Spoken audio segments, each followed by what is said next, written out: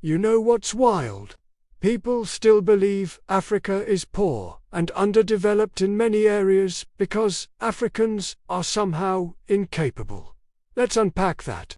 Africa is one of the most resource-rich regions on Earth. Oil, gold, diamonds, cobalt, copper, you name it. The question was never about ability.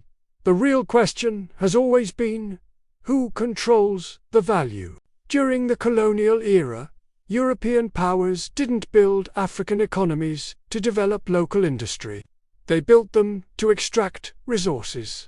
Railways and trade systems were designed to move raw materials out of the continent, not to build strong internal economies. Indigenous systems were dismantled or ignored. Even after independence, Africa's wealth was still being drained. For centuries, colonial powers extracted raw materials at rock-bottom prices while charging heavy fees on exports. That meant African countries never captured the true value of their own resources. The wealth left the continent, while the cost and exploitation stayed.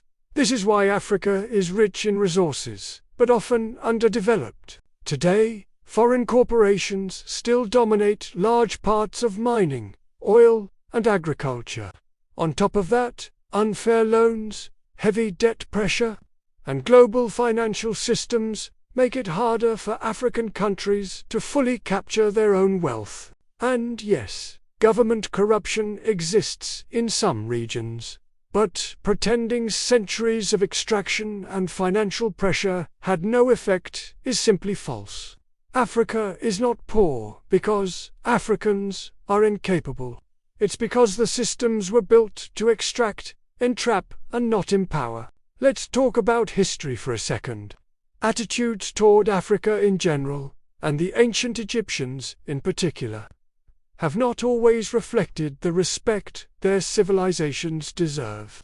For centuries, many mummies were sold to Europeans as medicine, and some were even used for paint. It wasn't until very recently that some began claiming ancient Egyptians as ancestors, even attempting to alter their appearance through Arabized artifacts in the annals of Facebook and in Egypt itself. Not because they were, but because of the legacy and the money it brings. Colonial-era scholarship systematically minimized or distorted African civilizations. European powers helped shape global narratives about Africa's past. And scientific racism in the 18th through early 20th centuries influenced how ancient Egypt was portrayed. Here's the important part for all of us: this isn't about blame. None of us alive today personally built these systems, but we are responsible for recognizing the patterns. We are responsible for challenging outdated stereotypes. We are responsible for understanding reality so we can change it. When we acknowledge these truths, we are not just talking about history. We are talking about how we move forward as a human family.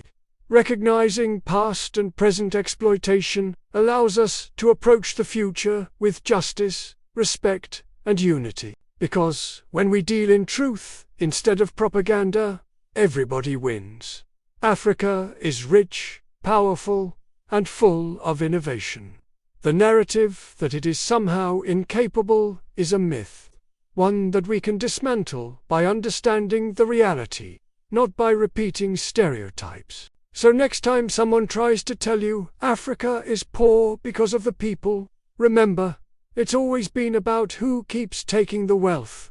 That's reality. Recognize it, learn from it, and teach others.